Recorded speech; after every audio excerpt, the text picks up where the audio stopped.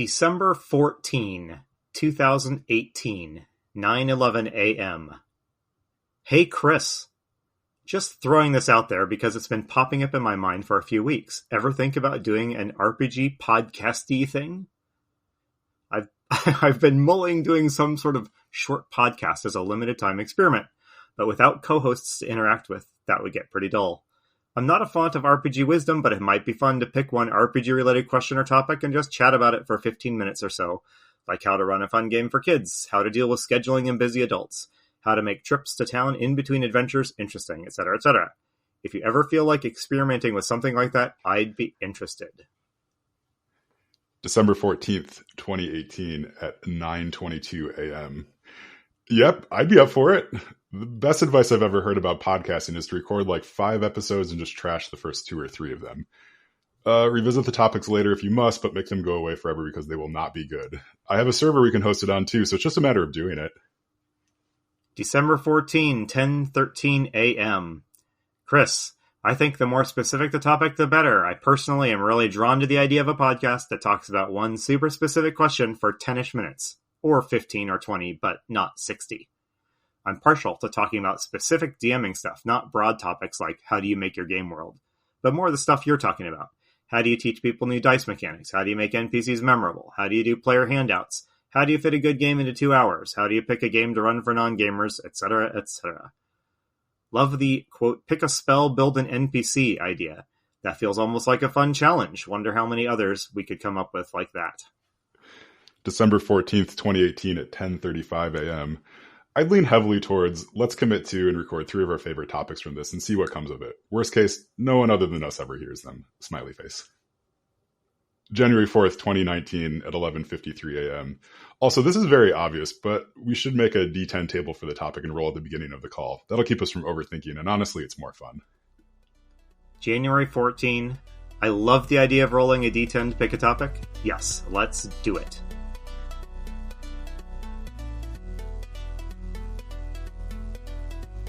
Hello and welcome to Roll for Topics 100th episode. Normally this is a podcast related to talking about topics related to running role-playing games, but today we are going to look at our history. We have recorded so many of these podcast episodes. Anyway, so that intro that you just heard was Andy and I reading the genesis of Roll for Topic, which was started by Andy just sort of emailing me out of the blue around Christmas time, just saying like, hey, we should do a podcast. And me very naively saying, sure, why not? What I've learned from reading this is that this podcast was born in like a 17-minute delirious email exchange.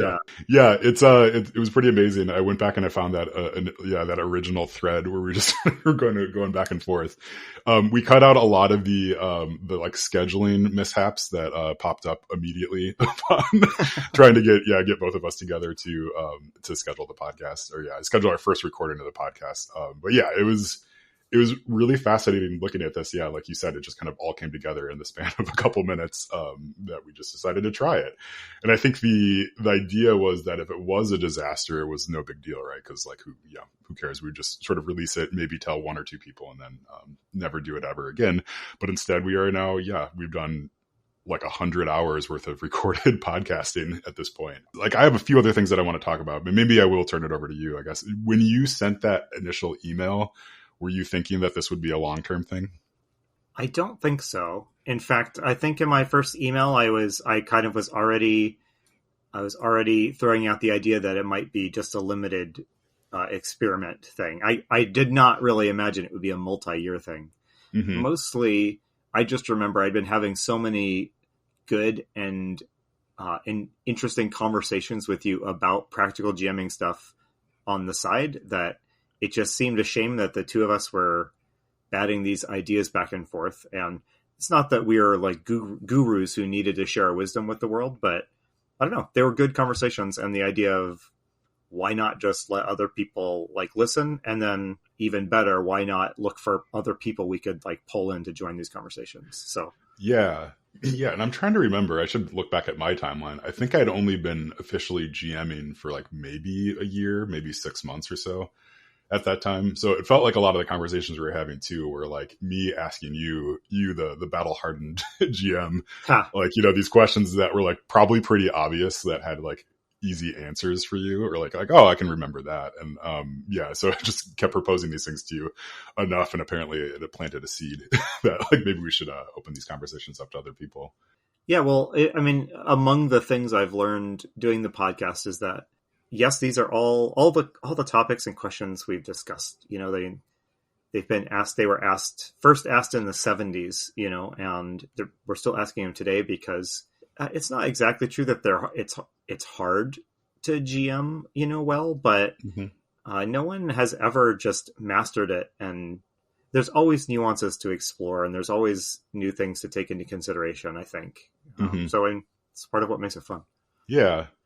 Yeah, and I'm trying to remember when the idea to bring on guests happened or not. Like, because I don't know if that was part of the initial conversation when we were talking about like, oh, let's do a podcast and we'll invite on some guests. But I'm just so glad that we did, because like looking back at the like, especially some of the early people who came on, like, you know, Kyle Latino came on pretty early on. I think Matt Wilson. We had Jess on. Like, I'm gonna forget everybody who was like the first 10 guests or so. But it was really fascinating to me, like how quickly people said yes to coming on the podcast, and I'm so thankful that they did, because right, like now there's this little community and stuff around the podcast. Yeah, and that's amazing to have, like, to have listeners in the first place, because I would imagine a lot of podcasts don't have many listeners, but then two, like just to make all these relationships and like these friends and stuff through the podcast, people to, you know, have played games with these people, to record other podcasts, you know, like heck, like Splatbook has spun up too, sort of out of the podcast as well. So like that part of it is really amazing to me. Yeah. 7 out of the first 10 episodes, the first 3 episodes we did were just you and me. And then the next 7 after that all had different guests on, which was super exciting. So, and as we've recorded, I mean, I always start to feel like things are getting a little tedious when we go too many episodes without a guest. So I like that's continued to be a theme. So at any rate, all right. So I had one other kind of piece of history that I wanted to dredge up here. So in addition to those like kind of initial emails that we sent back and forth, we also had to decide what we're going to name the podcast at one point. So Andy, I have here in our Google Docs the list of like our various terrible names for the podcast that we were considering. So I wanted to read just like a few of these just to kind of bring up like what could have been for Roll for Topic. So the list starts off with GM question of the week ? Which I think that would have been maybe the worst one out of all these. Are there any that, like, I know you have this list too, is there anything that jumps out to you? What GM stress about? What Gygax never told you? GM questions you didn't know you had. Yeah. I mean, there's a lot of things like these. I mean, some are fine, some are dumb, but you can see us trying to like kind of wrap our own heads around what we hope the podcast would be, and that's kind of fun. Yeah, I like this Game Master's Guide to Running the Game. Like, oh yeah, yeah, of course, right? We have all the answers here. I also like the Magical GM Advice podcast. That was pretty good. I'm thinking back on this conversation. I remember, like, I think we weren't even sold on the title of Roll for Topic for a while either. I think it's one of those things where we sort of grew into it as an okay title. Yeah, I mean, even today, I mean, it's kind of a weird title. It's not even always relevant to what we're doing on the podcast, but yeah, you know, at a certain point, I mean, there's no end to the amount of ideas you could have, and you just need to pick one and run with it. So, Roll for Topic, we are. Yep. Yeah, this is not an announcement podcast where we're going to change the name or anything like that. Yeah. Be honest, Chris. Was there a name on this big list that you secretly wished we had chosen for the podcast? Oh, that's a good question. I think when we were starting, I think I was really gunning for GM discussions as the name of it. Yep. And that's actually what our website is right now, which we need to change that. We also own rollfortopic.com, but yeah, we need to change that at some point. But I think like at the time I was like really, really intrigued with the idea of like having this be be like almost starting as like a podcast network. Like I think I had this idea that we were going to do this roll for topic thing for a little bit, but then we're going to spin off and do another different podcast and like kind of keep on switching up what we're doing. And then the reality is I think when we started looking at like, well, GM discussions, it was a lot of like car stuff that kept popping up whenever I was Googling, Googling around for names and things like that. Right. Cause GM has different connotations for people who are into cars. So yeah. What about you? Was there anything else that you were like, oh, we definitely should have used that one? Well, I mean, so there's a lot of great RPG and related podcasts that have names that are, puns or call outs to a book title or some other role-playing term. So as cheesy it is, I'm kind of fond of like the Game Master's Guide to Running the Game and things like that are sort of, I don't know if they quite rise to the level of being a bad pun, but they're like a little, a little salute, a salute to a format or a title that we've all heard as role players. Yeah. I think we talked about, there's on the list is GM Appendix, and I kind of wonder if Appendix GM would have been an okay title too. But Appendix GM, is that even on the list? I don't think so, which is kind of wild.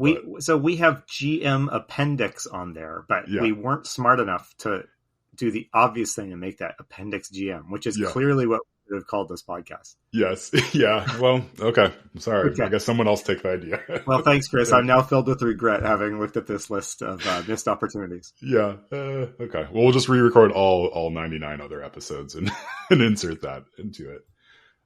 Yeah. Well, I think that's sort of it that I had for like the historical artifacts that we have from the early days. As mentioned, I think we've maybe said this on the podcast. We did in fact throw away the very first episode that we ever recorded. And I'm pretty sure I don't have a copy of it. I was looking for it this morning just to see like, oh, maybe I could dredge it up and see how bad that was. But I think it is very much lost to time. Yeah, and that's probably for the best. And that said, I mean, it wasn't like, we were spewing inanities, but, I don't think either of us had ever done anything like recording a podcast before. So we're stumbling around our words and saying and a lot now, 100 episodes in. Just, I guess, imagine what it was like on episode 1. It was much worse. I remember editing those, the first couple of those, and we had no idea what we were going to do. No idea what we were doing there. And I think even like the editing process too was like, you're trying to figure out sort of what your tone and your style is going to be. Yeah. And I think there was also this fear of in the beginning of like, oh, we're going to say something and I don't know, like people are going to get mad about it or something like that. Cause we didn't know what it was going to be at all either, at least for me. Like, right. It's like, I don't know what this is going to turn into. I don't know if there's any like grand lesson to draw from that other than like, try to do it, I guess. Like I'm a big fan of us doing this podcast. So for sure. Yeah. So if it's not clear by now, we're not doing our usual rolling for a topic or anything like that. So if you were kind of waiting nervously, like when are they going to stop this interminable intro section and get to the topic? There is not going to be an end to this interminable intro section. Yes. Chris, I do have a couple specific questions. Maybe I want to draw on your 4 or so years of experience as an RPG podcaster. And so I was curious, what is a game you've tried specifically because of this podcast? Oh, that's a really good question. I think the thing that this podcast has pushed me to try is honestly like writing my own stuff more. Yeah. I think like that's been part of what we've done, every like holiday season is we build a dungeon and play a dungeon. It's sort of our yearly thing. So we'll build a dungeon on air. And I think before we started doing that and before we started really like talking about all these individual topics and stuff, like I just didn't think that I had it in me necessarily to like go and make my own stuff. Like, I think I thought it was more complicated than maybe it is. And not to like downplay the fact that, I've got experience running games now and like I've done a bunch of stuff and those sorts of things. But I thought that was like something that someone else did, right? Like someone else is the person who's going to make the adventure that you can run. Run on an actual player at the table.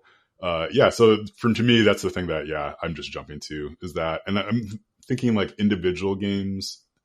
I want to say like The Quiet Year, which is a game I love. I'm sure I heard about through this podcast. Yep. What about you? For me, I think the biggie would just be Blades in the Dark and its ilk. Yeah. I can on I've never been this is the only way to role play is D&D, or the true Gygaxian way is the only acceptable form of role playing type of person. But that said, I think without the encouragement of guests and people on this podcast, I probably would have looked at something like Blades in the Dark, which I now find really inspirational, even just to think about and to read, and is greatly enjoyable in play.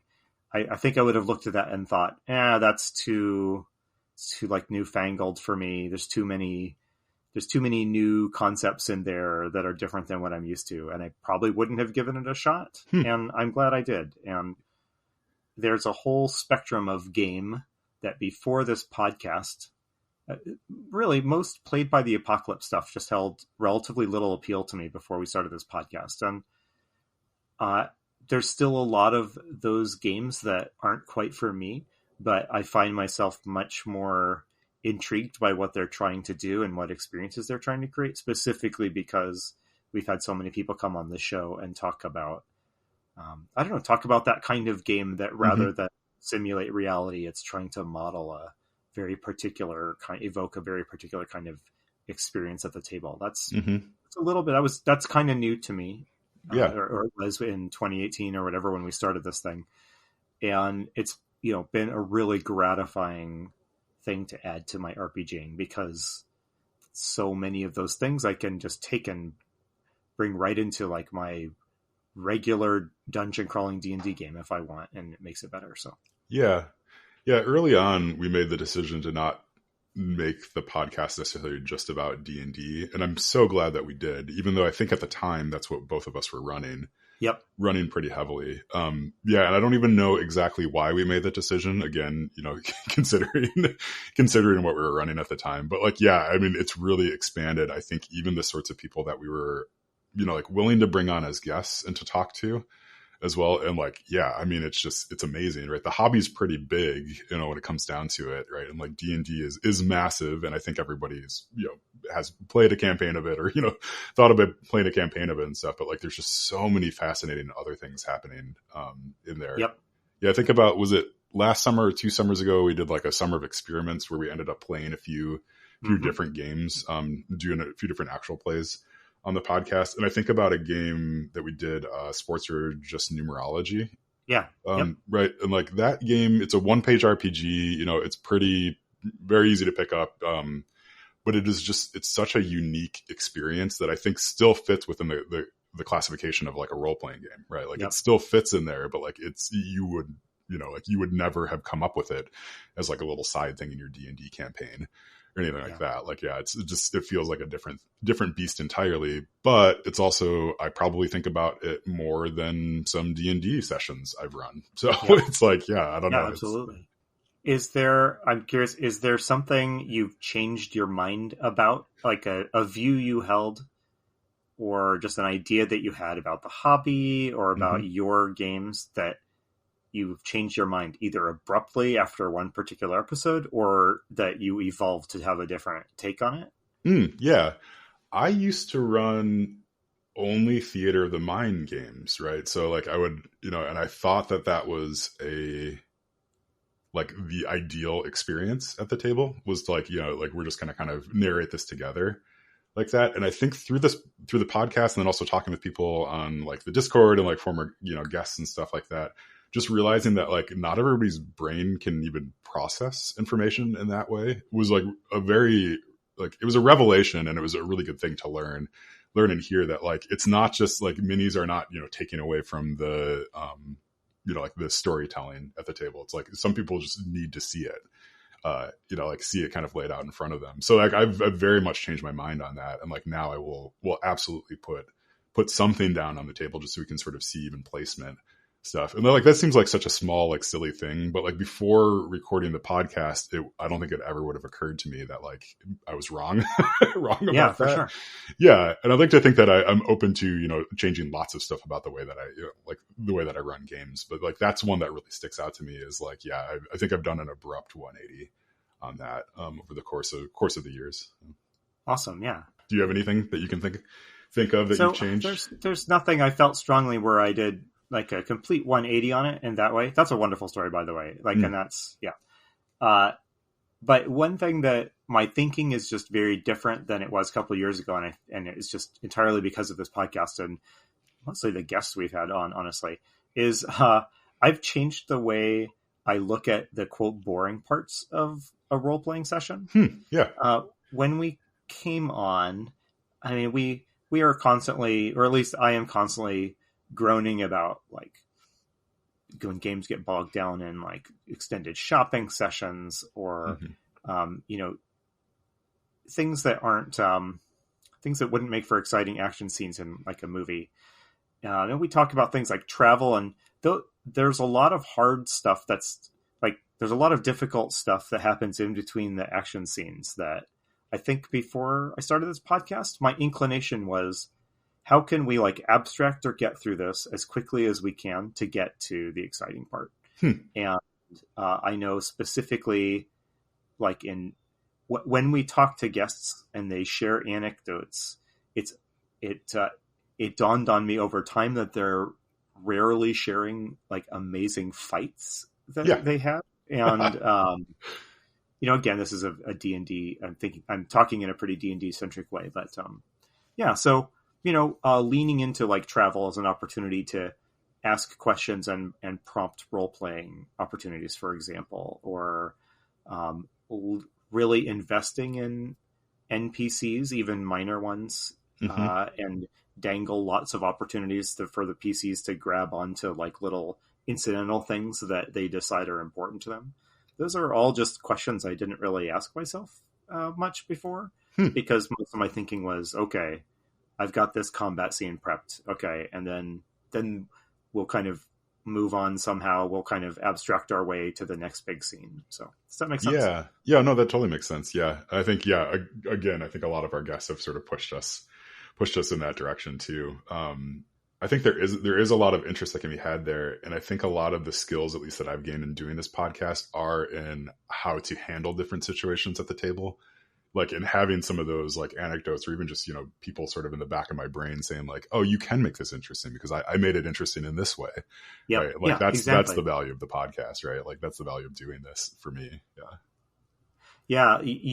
Something that has come up, you've mentioned a couple of times on the podcast. It took me a little while to kind of wrap my head around it, but you recommended to me once at some point, and it really stuck in my brain, that travel, for example, is an opportunity for you to give players an opportunity to react to something and describe how their character is feeling about something. Like you turn the bend and you see the mountain, and there's a whatever, the sun is rising over the mountain, and what does that remind your character of, or what does your character say when they see that? And those are just things that I would not have come up with on my own. Like you need other GMs to be, I think we all need other GMs we all do this differently. And so we need other GMs to periodically share some of what they do. And yeah. Can I ask you a question? Yeah, sure. Okay. Yeah. Well, I guess I don't know why I asked for permission, but I can't go anywhere. I'm kind of strapped. Yeah, you're kind of strapped in recording for the equipment here. So, So how has the podcast bled into your real life? Right. Like, so this is a bit of a abstract question. Talking about abstract stuff, right? Like, so for me, I think about like even just the basic idea of having to tell people that you do a podcast. Like there's sort of that level of it. But have you seen how has the podcast, I guess, come up in your day-to-day conversations and things like that? So I don't do too much mentioning of the podcast in day-to-day conversations. And I mean, we say a lot of kind of self-deprecating things about podcasts and about RPGs for that matter. But, I don't want to be perceived as trying to push my podcast on people that aren't really interested in it. Right. Yeah.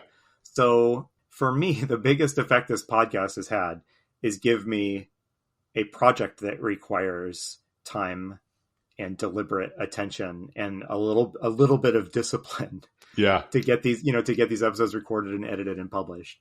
That is the biggest single effect it has had on my life. And that affects other areas of my life, because now I have podcast recording night, and I have, on Thursday night, and I'm going to have to be editing the podcast. So, Mm-hmm. so it's more like things in it's been sort of a weirdly stable line through my last 4 years, Yeah. but I haven't had too many.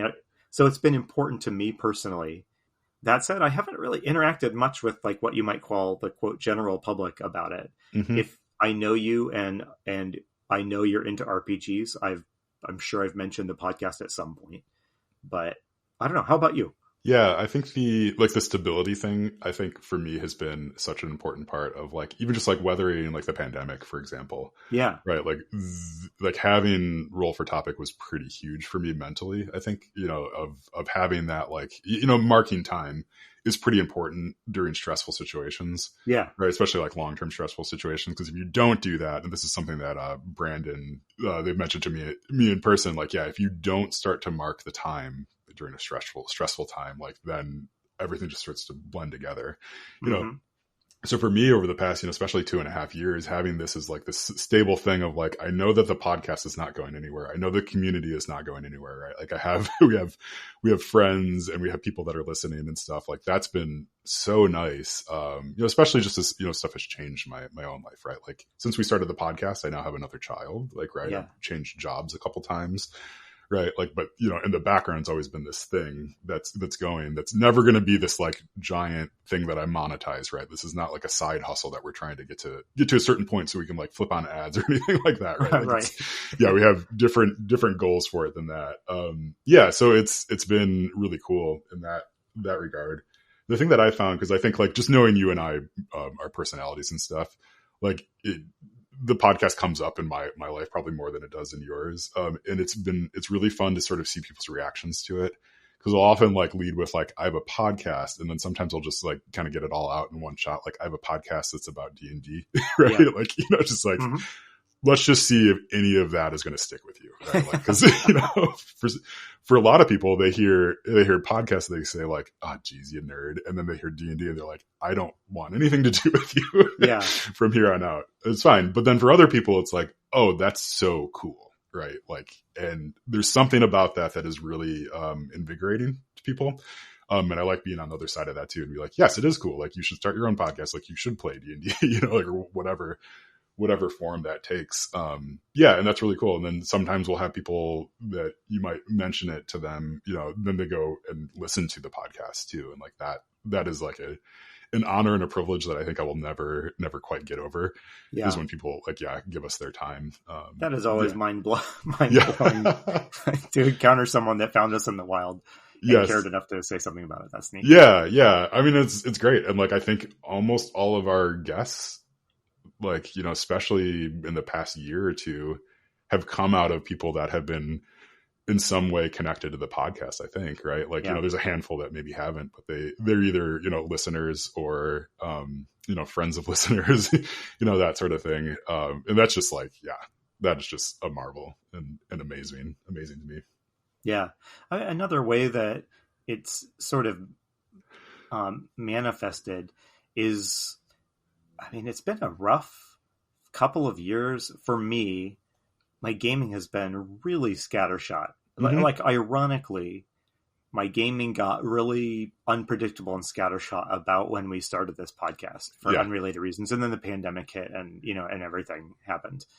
And it's nice to have, I don't have a weekly game at the moment, for example, that I'm always prepping for and have in the back of my mind. But I do have we do have this recurring time when we get together and talk about RPGs, which is a nice focus time. And and in maybe a bigger sense, something as a GM, and kind of as a quote nerd, generally you struggle with this like kind of embarrassment about your hobby. Yeah. And some of that is fun. Sometimes it's fun to be a little self-deprecating, but if something at the end of the day, if you find personal value in something, you owe it to yourself to invest in it and to remove that layer of sort of ironic buffer of irony that you kind of place between yourself and the thing you like. Yeah. And so for me, that's just, I'm speaking personally. I don't know if other people have had this experience in this way or not, but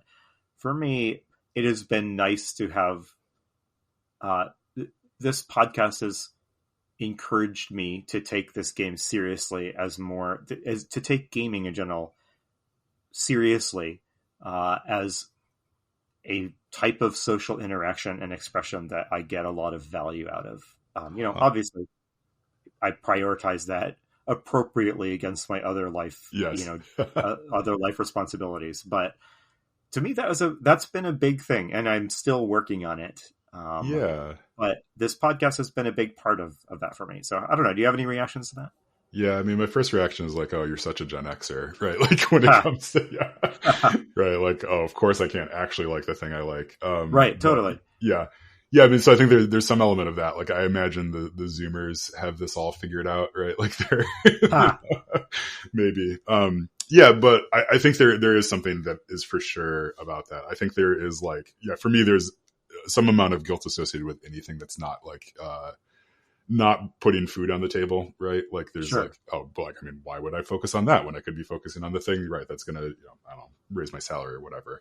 Yeah. But like, I think what you said in there is just so smart, like taking it seriously. And like, I don't think there's anything wrong with taking things seriously, Yeah. Even if they are silly or like imaginative or playful like that, there's no problem with like, and I think there's a lot of value to be had in like, yeah, in thinking hard about the things that you're doing and like why you're doing them. Yeah. I mean, like it's the same thing. I don't know. Like I think about actors quite a bit as something that I could never do myself. Like acting, like it's scary. It seems really hard and like physically demanding, in a way. But I mean, inherently, right. It's also sort of silly. You're just sort of pretending, like on stage, but like the people that take that seriously and get really into it and really figure out like what it is, like it can be a very emotional experience for people who are watching them. Right. And I think the same thing can be said for RPGs in some way. Like if you take it seriously and you really, put yourself into it and like your players are putting themselves into it too, it can be an experience that you don't have in other ways. Right. And like that is cool. And that should be celebrated and lauded. Not something that I think we're shy about, right? Like I think people should be jealous that you have a D&D campaign that's been going for a couple of years. It should not be like oh, that's sad. Like, right. Like it should be like, that's amazing. You've managed to do this for this long. Like you're telling this story together. Okay. All right. So that was sort of a lot, but let's transition to the next thing. So I am wondering, is there an episode that we have done that really sticks out to you as like, oh, that's one that I think about a lot or that I go back to, anything like that? So there are a couple. Mm-hmm. I think the one I think about the most was one of our summer experiment ones. And it was that it was a quasi actual play where you and a guest were creating a competitor franchise to the Teenage Mutant Ninja Turtles. Yes. Yeah. And I just had a lot of fun. I was sort of the quasi GM of that. And yeah, I just had so much fun doing that. And that was also kind of on the technical side. I think that was maybe like early mid-pandemic. So like there were a couple, maybe that first 5 or 6 months of pandemic isolation were coming to a head. And I took the opportunity to mess around with more like sound effects and music stings in the episode. And I learned that takes way more time than I can commit, but it's super fun.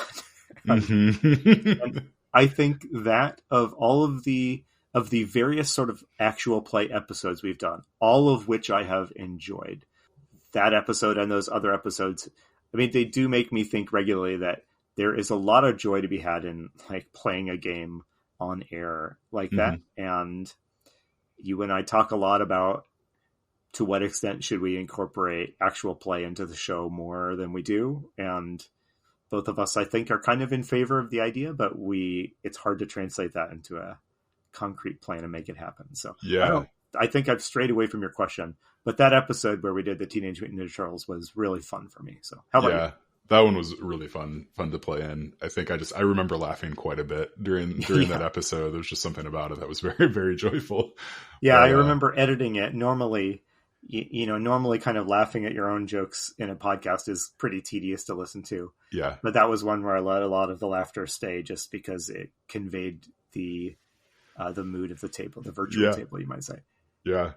So I think I have two. Well, I've got three. So like one is we did the episode to me that like really sort of like changed my mind about what the podcast could be was when we were talking about doors and dungeons, and it ended up being this like very long conversation about like one specific element. And I think like we go back to that quite a bit because to me, it is a singular moment in the podcast history where we're like, oh, the narrowing in of the detail on the question is the interesting part. And it's not the solving some sort of big problem. It's like, it's the tiny things that actually have a big impact on your game. So I like that one a lot. There is an episode we did about like anxiety, which I think about quite a bit too. We talked about like, different anxieties that come up with GMing. And I think that to me was an example of an episode where we could get a little bit more real about like what was going on, like what's going on with GMing and stuff. And I like having that conversation on air quite a bit, kind of putting that out there to see what people did. And I think we've heard back from a few remember listeners. That one well. Yeah. Yeah. I think we've had a few listeners write in to say that they appreciated that one quite a bit. And then, but the one that I think about like the most is also that, an actual play. I think it was that first actual play that we did, on the show where we had a couple like, guests on to run through, where we had a couple guests on to make the dungeon and then run the dungeon. And I think you ran the first sort of actual play that we did. So this was the like, I remember, yes. Yeah. This like sewery, sewer one. There was like, various like a frog cultists stuff. Yeah. Down in a sub basement. But that was really fun because I think it was the first time that we had Kyle and I think was John on that episode. I don't remember, but I don't remember either. I'm going to feel very badly about that I don't remember who was there. But, like we really kind of pushed ourselves to try something very different at the time from what we were doing. And now it's the sort of thing I look back on like, and I can't wait to do more episodes like that again. Right. Where we sort of collaboratively build something together and then actually run through it, because it's just like, it's such a fun part about GMing is coming up with those ideas and then getting to see the process of like, oh, this is how those ideas come together. And then these are how the ideas get run at the table is such a fun part about the show. Yeah. We've had a couple of episodes on that stick out in my memory because like people describe games to me that sound amazing. Yes. I'm like so jealous. Yeah. Like one of our guests on in the last year or so, I think, was describing a game of East Texas University. Yes, I was just thinking about that. Yeah, a game I would not have paid it much attention otherwise, but hearing it described, I wanted, when we stopped recording that, I wanted to go out and buy those books and force people to play a game of this with me. It sounded so cool. Yeah. So I highlight that one because that one sticks out especially in my mind as a game. I now, it's such a good idea for a game, but there have been many things like that, that people have described, to us that you're like, oh my goodness, that sounds incredible. Like, how can I stop running what I'm running right now and do that game?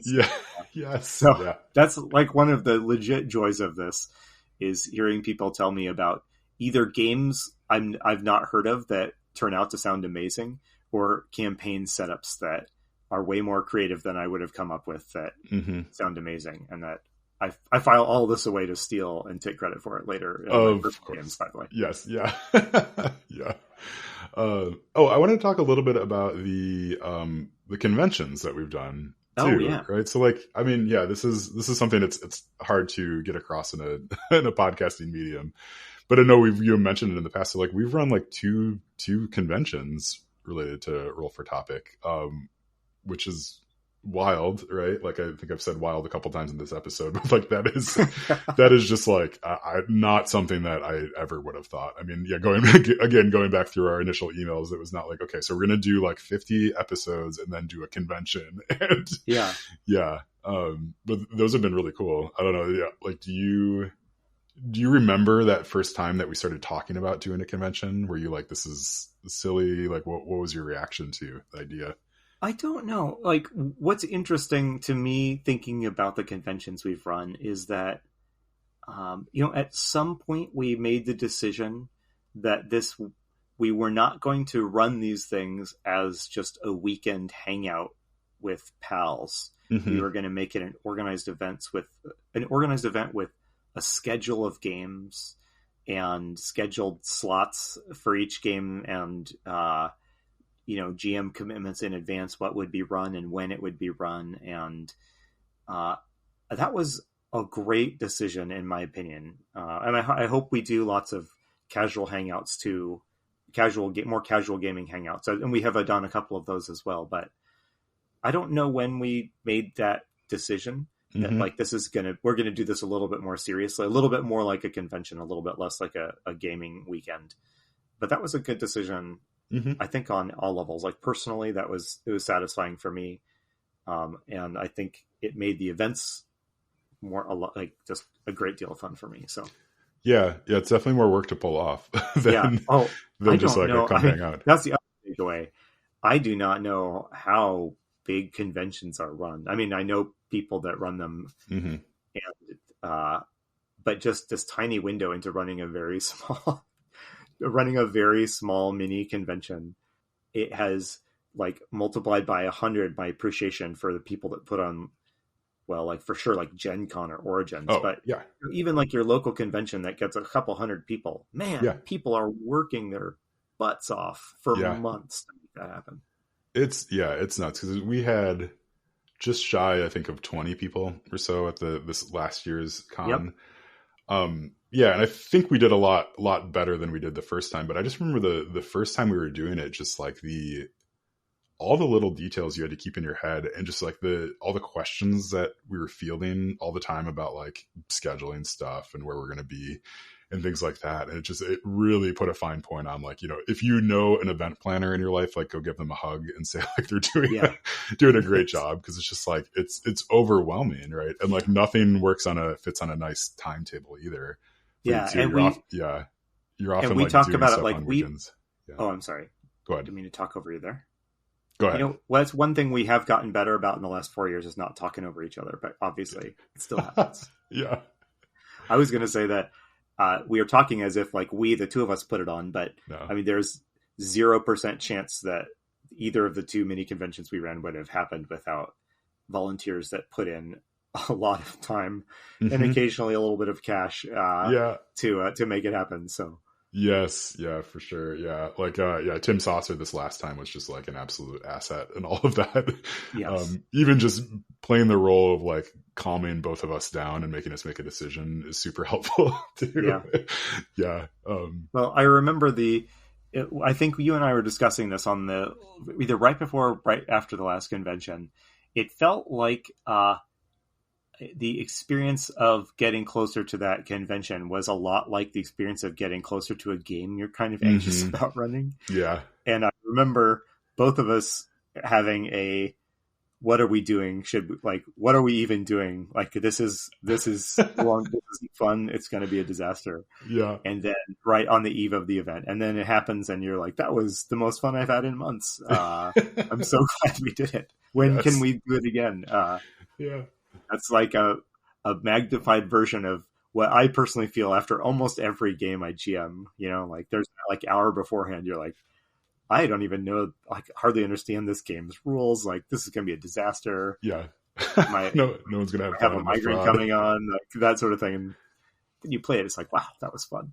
Yes. Yeah. I will say there's nothing quite like the stress of running a convention, especially for a bunch of people who are GMs, because they're an organized group. Let's just say like each individual sort of knows what they're doing. Right. So in some ways, I'm sure there's a lot of details we've never had to worry about with the cons stuff too. But yeah, those are a lot of fun. I hope we keep on doing them. All right. Well, I had like one last thing to bring up. Do you have anything else that you wanted to talk about? I was just going to ask if you want to go on record as throwing out something that you want to do with this podcast in the future. Like, so let's say the next year or so, like the next year. Yeah. Oh, that's a really good question. I will go on record as saying that I want to have more new guests on the podcast. And I think I'm particularly excited about that because I think the episode after this one will have a guest. Yes, I can't wait for that. Actually, Yeah. we've already done the episode and we have a fantastic guest for you. Yes, yeah, that one is going to be, I think, a really good one for everybody. And then I know we have another person that we're talking to that actually came to the con. That's where I met him too. So you'll have him on pretty soon too. Yeah, so I definitely want to have more new people on the podcast. I think, like, as we've alluded to a number of times, like, we don't need the podcast to pay the bills, which means that changes a lot of our decisions about like what we can actually do with it. So I think I want that, and I want more people to listen to it. Those are not super concrete goals. I think I also want to do, I want to do another, build a dungeon, play a dungeon. And I want this one to be the best one we've ever done. I think there is, and I think we can do that. There's also, like, in the back of my mind, this is not necessarily like podcast fodder, but, like, we've done a number of these actual plays and stuff, and we've talked about this in the past. I really want to sit down and write up and publish some of them too. Yep. I think that'd be really fun, and it's great too, I think, from a GM's perspective, to be able to have an actual play that you can go listen to about, like, this is how the game actually went along with that actual, like, along with the campaign materials or the adventure materials too. So yeah, that's something that I've been thinking about, and that's something that I really do want to do in the next year, is get some of that material published. Yeah, my answers would be almost the same as yours exactly. First one is more guests, and specifically more new guests. I love meeting new people. It's been by far the most rewarding single part of this podcast has been the guests. I share your interest in better and more actual plays. And I am interested in thinking through, is there a way that we could do some sort of actual plays that tie in specifically to stuff that we've talked about in a podcast? Whatever, if we do a podcast and we're talking about doors and dungeons, is there a way in a timely and efficient manner we could put into practice some of the fruits of that discussion that we have with our guest? I would love to see that. That I've just described a process that would require a lot of intentional work to make it happen. Yes. So we'll see what happens. I think the other thing that I want to do is, so we have this podcast network now called Roll For It Media, and our sister podcast, The Splat Book, has kind of spun up, and, like, I'm not going to say that we've helped them get started, because the reality is, like, John and Kyle don't need our help at all. Like, right. Like we are getting advice from them on, like, how to record and edit our podcast. So just so you all know. So I mean, that's been such a joy to see them get started. I mean, and, like, almost immediately blow past us in terms of, like, any analytics that you might care about, and also the amount of fun that they have while recording. But I mean, like, that is just a wonderful thing to see something like that sort of, like, I don't know, like, I'm really wary about taking any credit for that. I will take credit that we introduced Kyle to John, and that's about it that I will take credit for. So I mean, I think that is, like, that's just so cool, and I'd love to see a couple more podcasts of some form kind of spin out of Roll For It Media, right? And it's there not certainly like is quite a gathering of great GMs that have come together, kind of loosely around the podcast. If you're listening and you're one of those people, come on, let's get your podcast. Your podcast pitch. But if Splatbook gets any better or more popular, we might have to start sabotaging it in some way. Is my only thought, because pretty soon it's going to be, we'll just rename Roll For It to the Splatbook Media. then you and I will have to grovel before them to say, that's, like, right. Can we please let us on? Okay. All right. Well, that's going to make both of them feel very good, because I know them and they're lovely people who like being talked nicely about. So yeah. Okay. All right. Well, I think we should stop there. I mean, this has been the most navel-gazy episode of Roll for Topic that you will ever hear, probably until we hit episode 200, and then we're going to have even more looking back. And we'll probably do the exact same thing where we look back at the initial email and go, like, wow, 8 years ago, I can't believe that we decided to do this thing. So yeah, it has been fun getting a chance to not. I usually feel pressure while we're recording to be like, okay, how how long is this tangent going on? Do we need to be pulled back on the rails here? But it's been fun to do an episode without rails. And if you're listening and you want to email us to like at what minute you checked out, that would be fun data to get. But what minute did you start slamming on the fast forward button until you got to the end? Right. Like, oh my goodness, okay, yeah. So we appreciate you indulging us in musing about the last 4 years of podcasting. Yeah, I think, so we've said it a couple times, I think, throughout, but like, thank you so much to everybody who's listened even to one episode. I really hope this was not your first episode, but if it was, thank you for sticking through the end. But yeah, we are, I mean, as I hope it's super obvious, we're not planning on going anywhere. We really like doing this thing. Right. So this is the first 100 episodes. And we'll see what happens with the next 100 episodes from here. But yeah, thank you for listening. We do love hearing from people, so please do reach out in whatever way makes sense to you. And thank you to all the guests and all of our friends and stuff who pushed us to keep this thing going. I mean, I think there's probably times where we thought like, maybe should we wrap it up? But I think there's like this energy that sort of feeds back into itself. That's been lovely to be kind of a part of and be the recipient of as well. So, yeah. Well, on that note, shall we sign off episode 100 and look ahead to the next 100 episodes? Yes. So, yeah, I mean, we have episode 101 is already in the can, and I think you're really going to like it because we have a brand new guest talking about a game that we have not yet mentioned or discussed on this podcast. So, yeah. All right. Well, I have been Chris Salzman. I've been Andy Rao. Remember, if your players are having fun, you're a great GM.